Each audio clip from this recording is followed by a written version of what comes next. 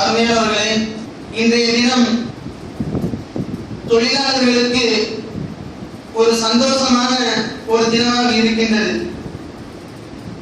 குறிப்பாக அரசு தொழிலாளர்களுக்கு ஒரு அதிக சந்தோஷம்.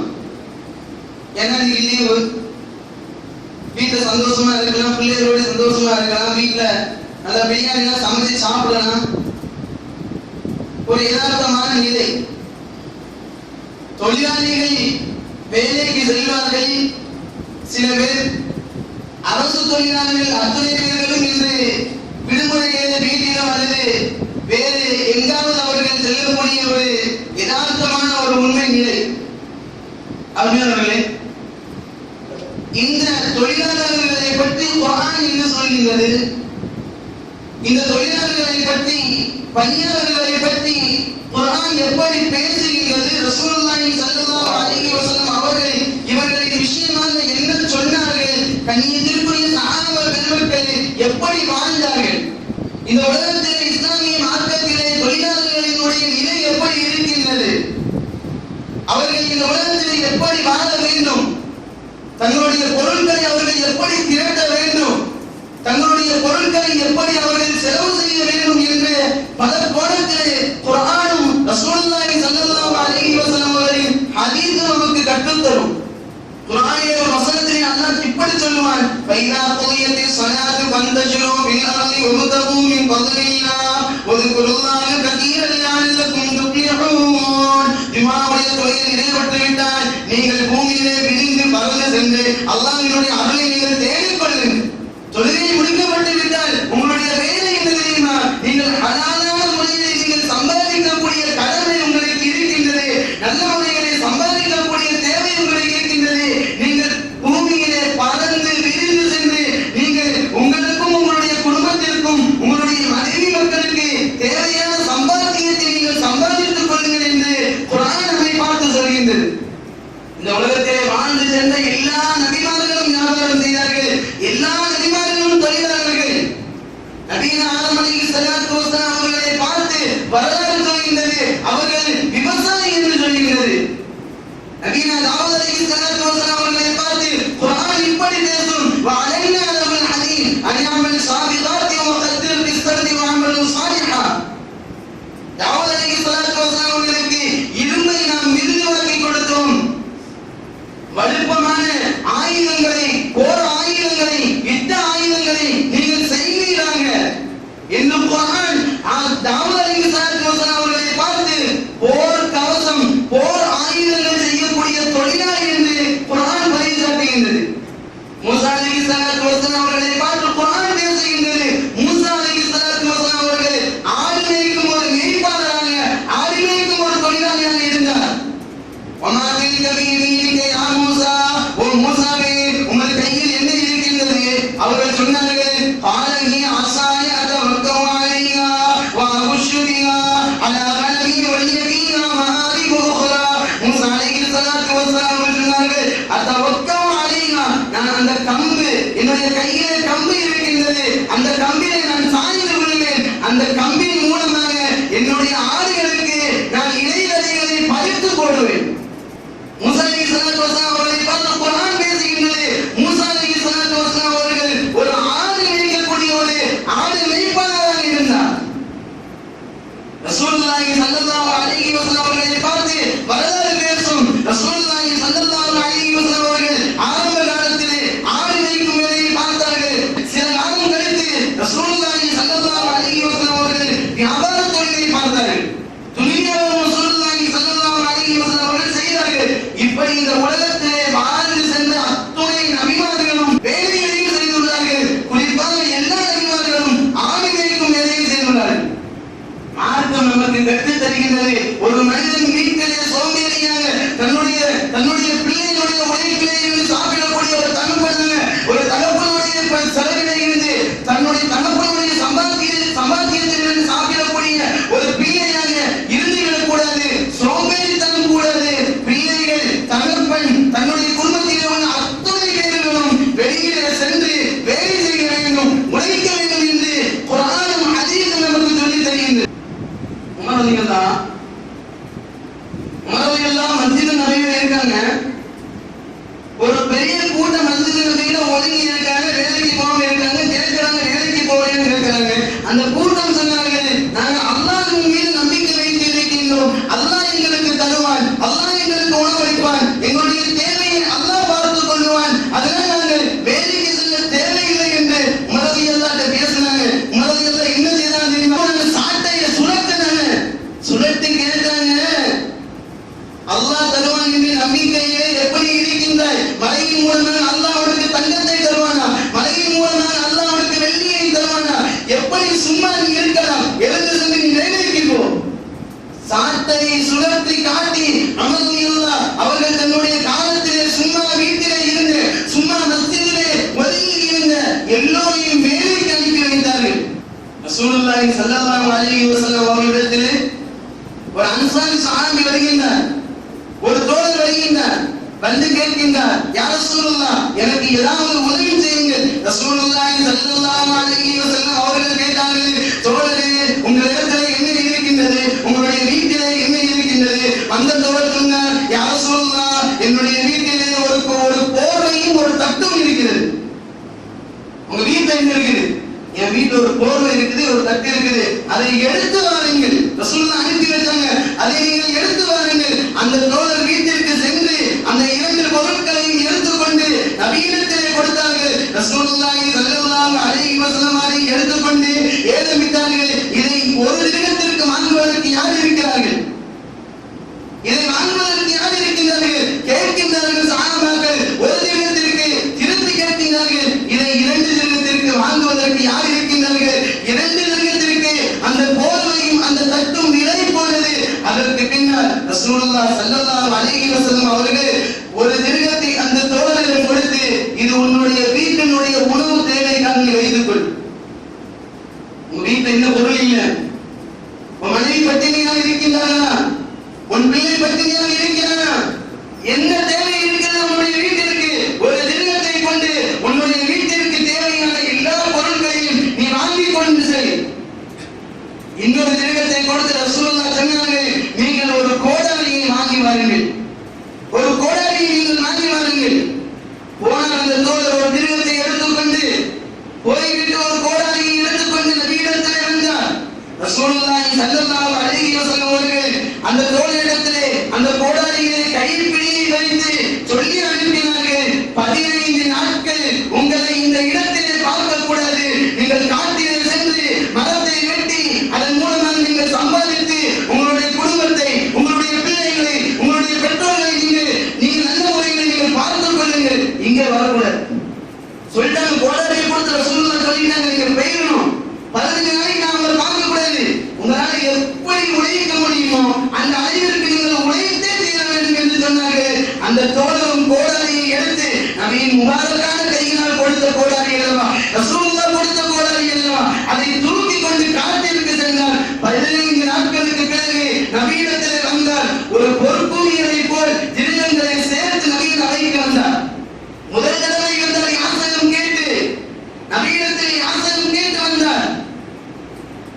இரண்டாவது தடவை ரசூலுல்லாஹி ஸல்லல்லாஹு அலைஹி வஸல்லம் அவர்களிடத்தில் வருகின்றார். ஒரு பொறுப்புமையை போன்று திருநங்களை கொண்டு வந்தார். ரசூலுல்லாஹி ஸல்லல்லாஹு அலைஹி வஸல்லம் அவர்கள் பார்த்து சந்தோஷமிட்டு சொன்னார்கள், ஓ தோழரே, நாளை மறுமையிலே முகங்கள் கருத்தவனாக யாசகம் கேட்கவில்லையே, முகங்கள் கருத்தவனாக மறுமையிலே உங்களை பார்க்க நான் அஞ்சுகின்றேன். உங்களுடைய விஷயத்தை பார்த்து அல்லாஹ் சந்தோஷப்படுகின்றார். நீங்கள் இப்படியே உங்களுடைய வாழ்க்கையிலே கடைசி நேரம் வரையிலும் உழைத்து சாப்பிடுங்கள், கடைசி காலம் வரை நீங்கள் உழைத்து சாப்பிடுங்கள் என்று ரசூலுல்லாஹி ஸல்லல்லாஹு அலைஹி வஸல்லம் அவர்கள் சொன்ன வரலாறை நாம் ஹதீஸின் மூலமாக பார்க்கலாம். அருமையானவர்களே, இன்னைக்கு தமிழகம் பொருளிலும் சரி, கல்வியிலும் சரி, தொழிலும் சரி பின்தங்கிய ஒரு மாநிலமாக இருக்கின்றது.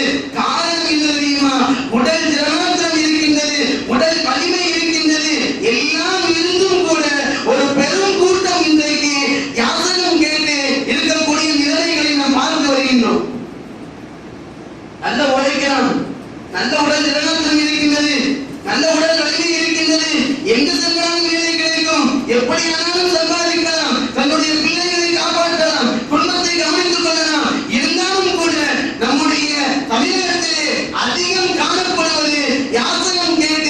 கையேந்தி வாழக்கூடிய நிலைமைகள் இன்னைக்கு ரோட்ல எத்தனை பேர் விலக்கி எடுக்கிறாங்க, விலக்கி எடுக்கிறான். இன்னைக்கு இடையில ஒரு செய்தியை கூட நான் படித்தேன். கோவிலை ஒரு கலைஞர் கூட தேவையில்லாமல் சுற்றி திரிந்த ஆதரவற்ற சுற்றி திரிந்த சில பேர்களுக்கு கோவிலே கலைஞர் வேலை போட்டு கொடுத்த ஒரு செய்தியை கூட நாம் பார்க்கின்றோம். மார்க்கம் சொல்கின்றது, நீங்கள் உழைத்து வாழுங்கள், உழைத்து சாப்பிடுங்கள், உழைத்து உங்களுடைய குடும்பத்தை நீங்கள் காப்பாற்றிக் கொள்ளுங்கள், யாரிடத்திலும் நீங்கள் சென்ற யாசகம் கேட்காதீர்கள் என்று மார்க்கம் சொல்கின்றது. தொழிலாளிகள், முதலாளிகள், இவர்களுக்கு மத்தியிலான உறவு எப்படி இருக்க வேண்டும்?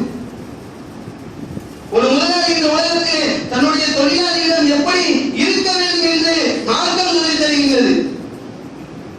ரசூலுல்லாஹி ஸல்லல்லாஹு அலைஹி வஸல்லம் அவர்கள் ஹஜ்ஜத்துல் வதாஇனுடைய கடைசி இறுதி பேருரையில் ரசூலுல்லாஹி ஸல்லல்லாஹு அலைஹி வஸல்லம் அவர்கள் முஸ்லிம்களை பார்த்து, சஹாபாக்களை பார்த்து சொன்னார்கள். யாரை சொன்னார்கள் தெரியுமா?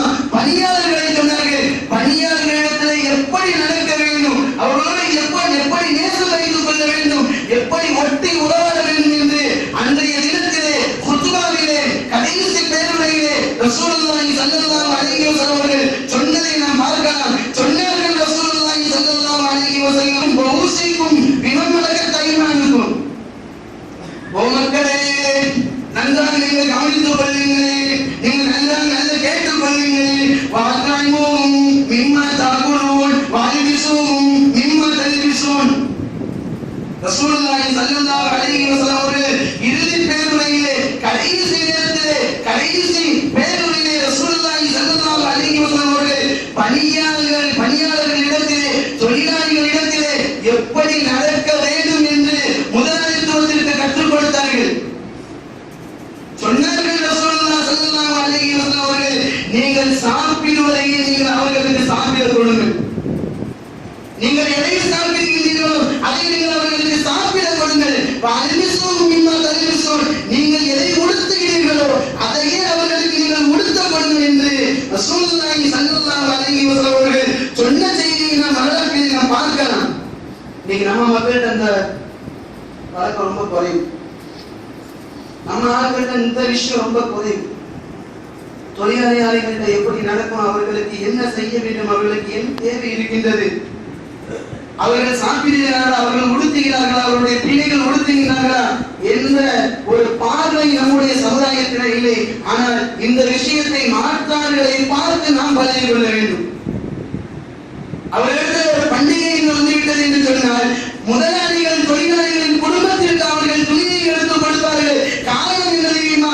வருடம் முழுவதும் நம்மோடு கஷ்டப்படுகின்றான், நமக்காக அவன் சிரமப்படுகின்றான், நமக்காக உழைக்கின்றான். இந்த தினத்திலே அவனுடைய குழந்தைகள், அவனுடைய குடும்பம், அவனுடைய மனைவி நல்ல முறையிலே இருக்க வேண்டும், சந்தோஷமாக இருக்க வேண்டும் என்று நினைக்கக்கூடிய அழகான ஒரு அற்புதமான காட்சியை மாற்றார்கள் பார்க்கலாம். நம்முடைய ஆட்கள் பெரிய பெரிய கம்பெனி வச்சு நடத்தலாம். அந்த கம்பெனியில் இன்னைக்கு லீவாக இருந்தாலும் சரி, அவர்கள் தொழிலாளிகளுக்கு இன்றைக்கு ஒரு உணவு சமைத்து போடுகிறார்களோ இல்லையோ தெரியவில்லை. ஆனால் மாற்றார்கள் நடத்தக்கூடிய கம்பெனிகளே இன்றைய தினம் அவர்கள் தொழிலாளிகளுக்கு நல்ல முறையிலே உணவை சமைத்து போடுவார்கள். காரணம் என்ன தெரியுமா? அவர்கள் இதன் மூலமாக சந்தோஷம் அடைய வேண்டும். ரசூலுல்லாஹி ஸல்லல்லாஹு அலைஹி வஸல்லம் அதே இடத்தில் சொல்வார்கள், முதலாளித்துவத்திற்கு சக்திக்கேற்ற வேலையை நீங்கள் உங்களுடைய பணியாளர்களுக்கு நீங்கள் கொடுங்கள். சக்திக்கு அப்பாற்பட்ட வேலைகளை நீங்கள் கொடுக்காதீர்கள். நீங்கள் அவர்களை கஷ்டப்படுத்தாதீர்கள். அவர்களால் என்ன வேலையை செய்ய முடியுமோ அந்த வேலைகளை மாத்திரம் நீங்கள் செய்யுங்கள். அதே நேரத்தில் ரசூலுல்லாஹி சொன்னாங்க, வியர்வை உலர்வதற்கு முன்னால் தன்னுடைய கூலியை கொடுக்க வேண்டும். அதில் ஒரு முக்கியமான செய்தி பதிந்திருக்கு. வியர்வை உலர்வதற்கு முன்னால் அவருடைய கூலியை நல்ல முறையிலே கொடுக்க வேண்டும் என்று இந்த ஹதீஸிலே ஒரு விஷயம் பதிந்திருக்கின்றது. எப்படி வியர்வை உலர்வதற்கு முன்னால் ரசூலுல்லாஹி சொன்னாங்களோ அதே போன்று தொழிலாளிகள் வியர்வை சிந்தும் அளவிற்கு தொழில் செய்ய வேண்டும். சும்மா போன வேலை செய்யறோம், வேலை உட்கார்ந்து அப்படி வருது கூடாது. தன்னுடைய எஜமான்களுக்கு கட்டுப்பட்டு, தன்னுடைய முதலாளிகளுக்கு கட்டுப்பட்டு அவர்கள் நல்ல முறையிலே வேலையை செய்து கொடுக்க வேண்டும். ரசூலுல்லாஹி சொன்னாங்க, கஷ்டமான வேலையை கொடுக்காதீங்க, சக்திக்கு அப்பாற்பட்ட வேலையை நீங்கள் கொடுக்காதீங்க. அவர்கள் சிரமப்படும் அளவிற்கு நீங்கள் கொடுக்காதீர்கள். அவர்களுக்கு நீங்கள் வேலையை நீங்கள் கொடுக்கிறீர்களா, அப்பொழுது நீங்களும் சேர்ந்து அந்த வேலையை நீங்கள் அவர்களுக்கு நீங்கள் உதவி செய்யுங்கள். கடினமான வேலையா, ஒரு கல்லை தூக்க வேண்டுமா, அந்த புறம் அவர் தூக்கினார், இந்த புறம் நின்று ஒரு பக்கத்திலே நீங்களும் சேர்ந்து கல்லை தூக்குங்கள். இப்படி மார்க்கம் என்று சொல்கின்றது. ரசூலுல்லாஹி ஸல்லல்லாஹு அலைஹி வஸல்லம் அவர்கள் யுத்தத்தை நாம் பார்க்கலாம். சஹாபாக்கள் எல்லாம் குடியை தோண்டிக் கொண்டிருப்பார்கள். ஒரு யுத்தத்திலே அகல் யுத்தத்திலே ஒரு பெரும் பாறை தென்பட்டது. அந்த நேரத்திலே அந்த பாறையை உடைப்பட முடியவில்லை. சஹாபாக்கள் வந்து சொல்றாங்க, யா ரசூலுல்லாஹ், ஒரு பெரும் பாறை தென்படுகின்றது, என்ன செய்யலாம்? ரசூலுல்லாஹ் இருந்து சொல்ற மாதிரி அப்படியே இப்படி தட்டுங்க அப்படி தட்டுங்க, நல்ல உடைஞ்சு சொல்லுங்க. ரசூலுல்லாஹி ஸல்லல்லாஹு அலைஹி வஸல்லம் அவர்கள் தானாக முன் வந்து குழியிலே இறங்கி அவர்கள் கோடாரியை எடுத்து பிஸ்மில்லாஹி அல்லாஹு அக்பர் என்று சொல்லி தன்னுடைய கையினால் வேலை செய்த அழகான அற்புதமான காட்சிகளை வரலாற்றிலே பார்க்கலாம். மார்க்கம் இருக்கிறது, கஷ்டமான வேலைகளை நீங்கள் கொடுக்காதீர்கள், சிரமமான வேலைகளை கொடுக்காதீர்கள். எந்த அளவிற்கும் சொன்னா, ஒரு ஒட்டகம் ரசூலுல்லாஹி ஸல்லல்லாஹு அலைஹி வஸல்லம் அவர்களிடத்திலே வந்து கம்ப்ளைண்ட் பண்ணுச்சு. ஒரு ஒட்டகம் ரசூலுல்லாஹி வந்து புகார் கொடுத்துச்சு. ரசூலுல்லாஹி ஸல்லல்லாஹு அலைஹி வஸல்லம் அவர்கள் ஒரு அன்சாரியினுடைய தோட்டத்திற்கு செல்கிறார்கள். ரசூலுல்லாஹி ஸல்லல்லாஹு அலைஹி வஸல்லம் அவர்கள் ஒரு அன்சாரி தோழர்களுடைய ஒரு தோட்டத்திற்கு போகிறார்கள். போனா அங்க ஒரு ஒட்டகம் இருந்து அந்த ஒட்டகம் கண்ணிக்கிறது. அந்த ஒட்டகத்தினுடைய இரு கண்களிலே தண்ணீர் சொட்டுகின்றது. ரசூலுல்லாஹி ஸல்லல்லாஹு அலைஹி வஸல்லம் அவர்கள் அந்த ஒட்டகத்தின் அருகில் சென்று அதனுடைய காலினுடைய சோனைகளை ரசூலுல்லாஹ் தடவி விட்டாங்க. எப்படி?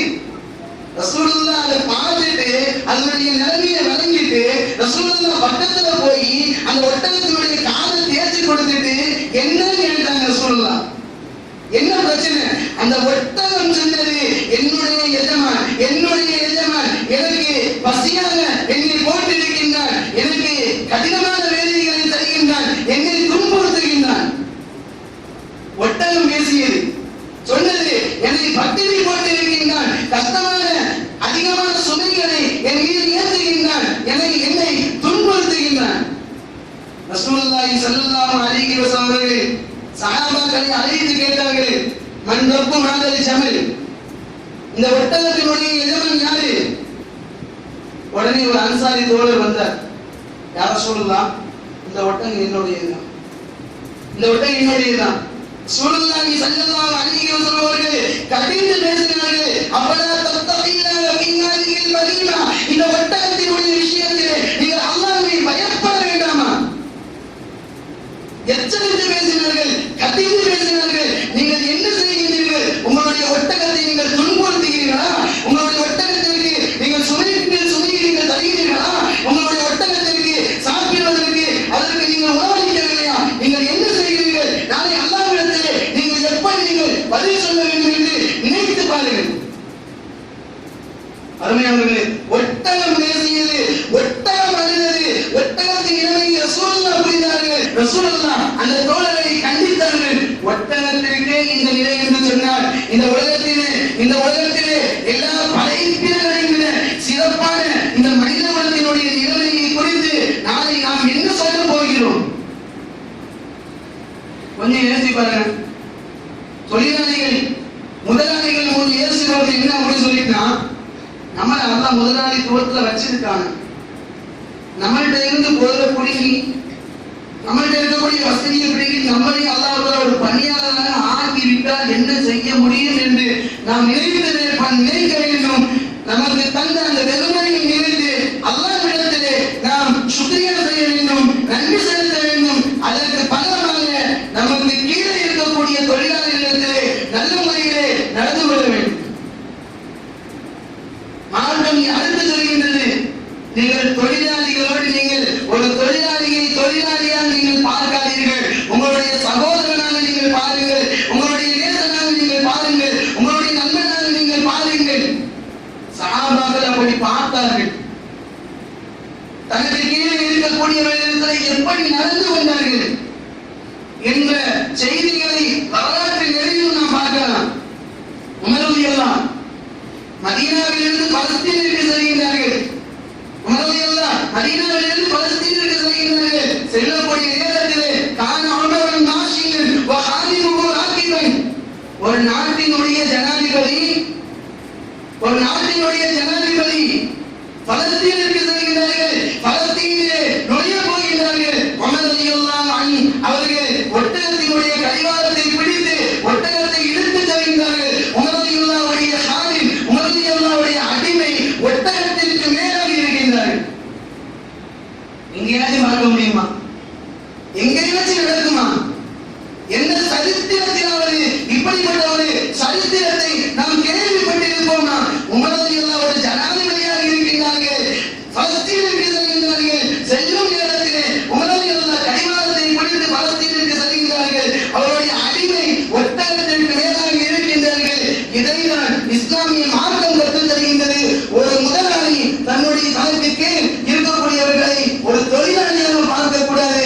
அவர்களை சகோதரனாக பார்க்க வேண்டும். அவர்களை அன்பனாக பார்க்க வேண்டும். அவர்களை நண்பனாக பார்க்க வேண்டும். அவர்களை நேசத்திற்குரியவராக பார்க்க வேண்டும் என்று நம்முடைய மார்க்கம் நமக்கு அழுத்தமாக கற்றுத் தருகின்றது.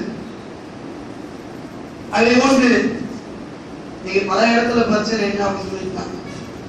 பல இடத்துல என்ன பிரச்சனைன்னு சொல்லிட்டா, தொழுக டயத்துல நான் தொழுக போகணும்னு சொல்லிட்டு என் ஓனர்கிட்ட நான் நேரம் கட்டா கொடுக்க மாட்டேங்காரு. தொழுகைக்கு போன ஆசையா இருக்குன்னா என் வாழ்க்கையில தொழுகை விடவே மாட்டேன். பதிலவே தொழுகணும்னு சொல்லிட்டு வத்து டயத்துல தொழுகையினுடைய நேரத்துல ஒரு 15 நிமிஷம் என்னுடைய தொழுகைக்காக நான் டைம் கேட்டேன்னா என்னுடைய முதலாளிகளுக்கு டைம் தர மாட்டிருக்காரு. தொழுகுவதற்கு அனுமதி அளிக்க மாட்டிருக்காரு. சொல்லக்கூடியவர் மாற்றார் அல்ல, சொல்லக்கூடிய தொழிலாளியும் நம்முடைய ஆட்கள், அவருக்கு மேலே இருக்கக்கூடிய முதலாளியும் நம்முடைய ஆட்கள். அருமையாளர்களே, ஒரே ஒரு செய்தியை நீங்கள் புரிந்து கொள்ளுங்கள். எவ்வளவு உங்களுடைய பணியாளர்கள் தொழுகைக்காக அழைப்பு கேட்டு தொழுகைக்காக உங்களிடத்தில் அனுமதி கேட்டு அனுமதி மறுக்கப்பட்டால் அந்த சுமையை நாளை மறுமையிலே நீங்கள் தான் சுமப்பீர்கள் என்பதில் எந்த சந்தேகமே இல்லை. ஒரு ஆள் தொழுவு போகணும்னு சொல்லிட்டு தொழுவு கேட்டு டைம் கொடுக்க நீங்க அனுப்ப மாட்டீங்கன்னு சொல்லிருக்க, அந்த சுமையையும் சேர்த்து நாளை மறுமையிலே அதை நீங்கள் தான் சுமப்பீர்கள் என்று மார்க்கம் நமக்கு தெளிவாக சொல்கின்றது. தொழிலாளிகள் எப்படி இருக்க வேண்டும்? தொழிலாளிகளினுடைய கடமை என்ன?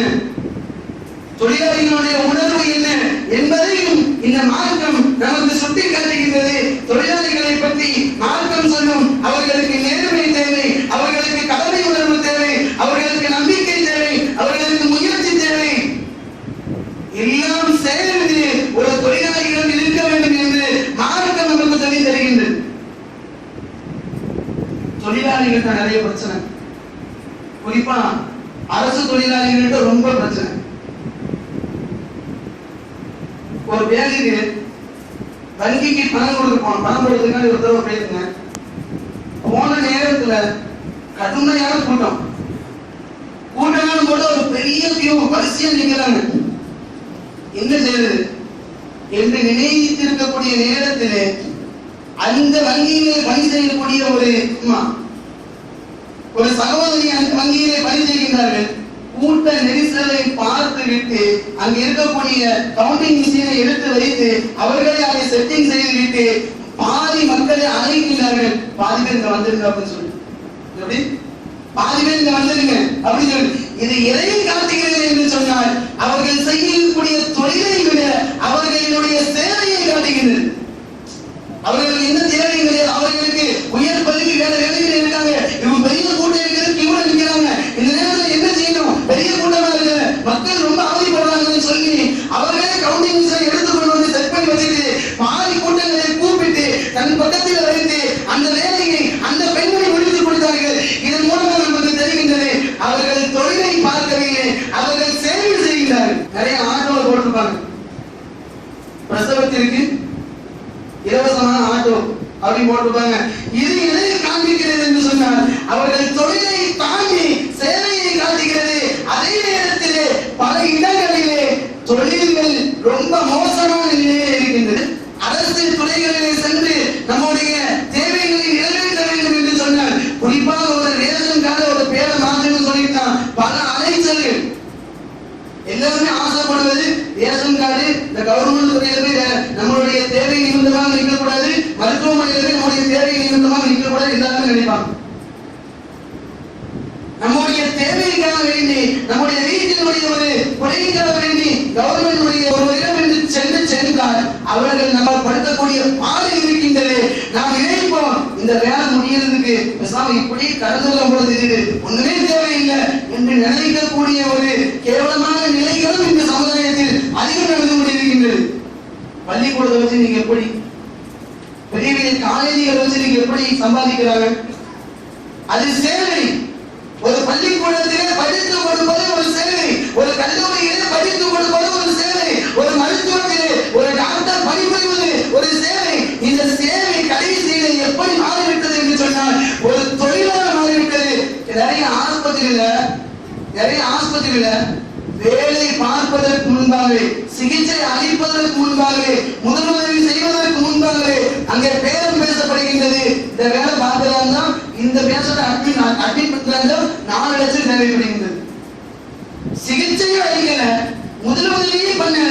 அவர்கள் சொல்லுகிறார்கள் இப்படி பார்க்கணும் சொல்லிட்டா 4 லட்சம் ரூபாய் தேவை, 5 லட்சம் ரூபாய் தேவை என்று சேவை செய்யக்கூடிய தொழிலாளிகள், டாக்டர்மார்கள், அரசு ஊழியர்கள், கல்லூரிகளிலே பணி செய்யக்கூடிய ஆசிரியர்கள், இவர்கள் எல்லாம் இன்றைக்கு தன்னுடைய சேவைகளை தொழிலாக மாற்றி அமைத்துக் கொண்ட நிலைகளையும் நாம் பார்த்துக் கொண்டிருக்கின்றோம். அருமையானவர்களே, இந்த இஸ்லாம் நமக்கு அழகான வாழ்க்கையை கற்றுத் தருகின்றது. நீங்கள் சம்பாதியுங்கள், நீங்கள் வீட்டிலே நீங்கள் உட்கார வேண்டாம், நீங்கள் வீட்டிலே பிறரை நம்பி நீங்கள் வாழ வேண்டாம். உங்களுடைய உழைப்பிலே நீங்கள் வாழுங்கள். உங்களுடைய உழைப்பிலே உங்களுடைய மனைவியை, உங்களுடைய மக்களை நீங்கள் காப்பாற்றுங்கள். அதே நேரத்தில் சம்பாத்தியத்தை நீங்கள் செய்யக்கூடிய தொழில் ஹராமா ஹலாலா, நாம் செய்யக்கூடிய தொழில் நமக்கு நன்மையை சேர்க்குமா தீமையை சேர்க்குமா என்று நீங்கள் பார்த்து பார்த்து உங்களுடைய தொழில்களை நீங்கள் அமைத்துக் கொள்ளுங்கள் என்று மார்க்கம், இந்த இஸ்லாமிய மார்க்கம் நமக்கு